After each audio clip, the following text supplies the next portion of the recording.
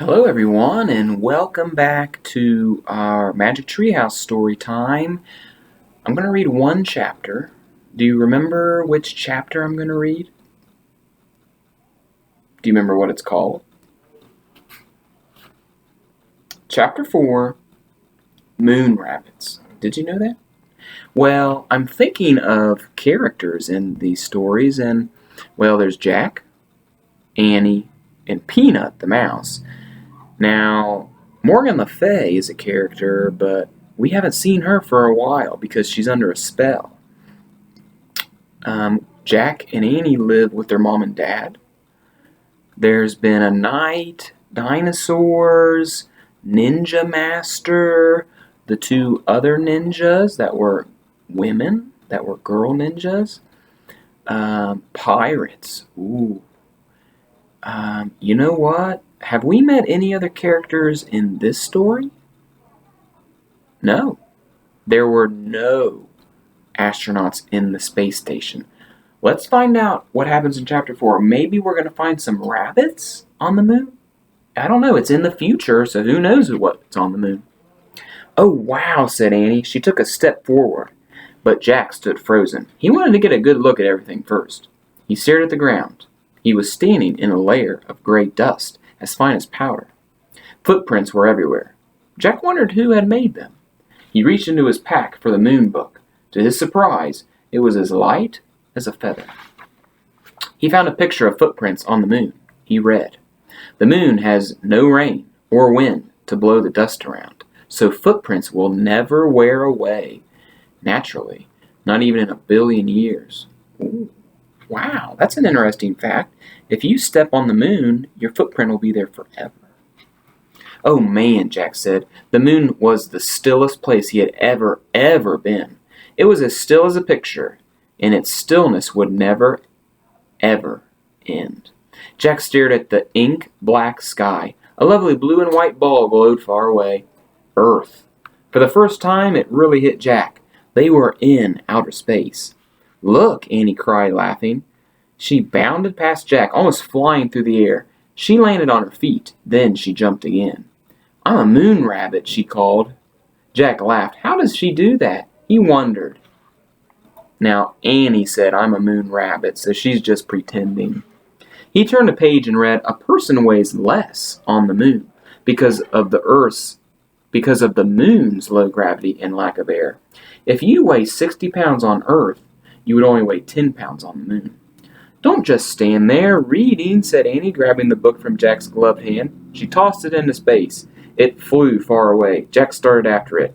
He bounded up and down. Boing, boing, boing.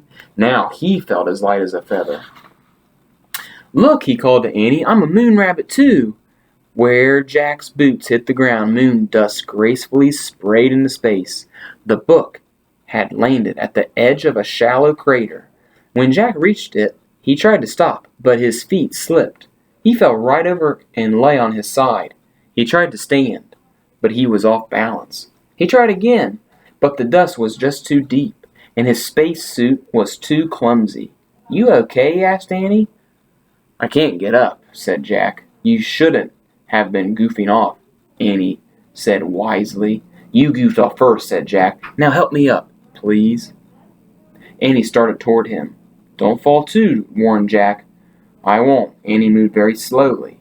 She half floated, half walked. "Give me your hand," she said. Annie grabbed Jack's hand. She pressed her boot against his and pulled him up. "Thanks," he said. "Whew. You know what? They may do a lose-lose sometimes, because if they might forget, but they definitely say they're Supermanners." "No problem," she said. "It was easy. You were really light." "Thank goodness," said Jack. "It's impossible to get up alone."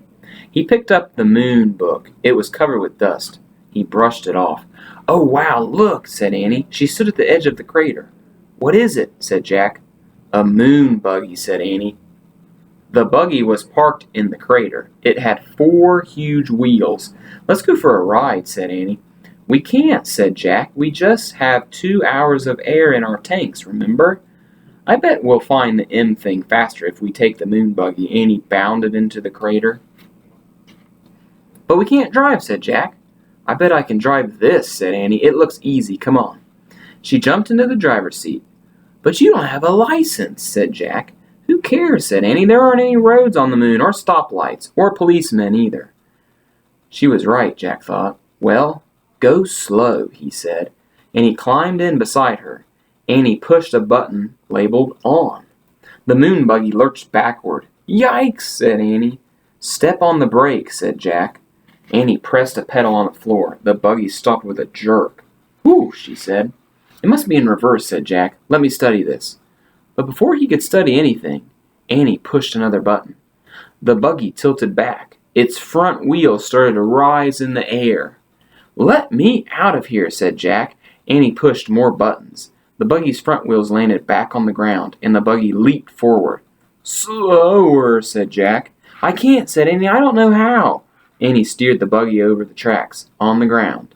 The wide wheels kept it from sinking into the deep dust. Careful, said Jack. The buggy zoomed out of the crater. Gray clouds of dust rose behind them as they took off across the moon. Okay, so what are Jack and Annie doing right now? They're in a moon buggy, yes, which is like a car. Chapter 5 is titled Hang On. Do you think it's going to be a smooth ride in the moon buggy? I'm not so sure, but you are going to have to be patient because we can't read another chapter today. We've run out of time. I'll see you next time here. Bye.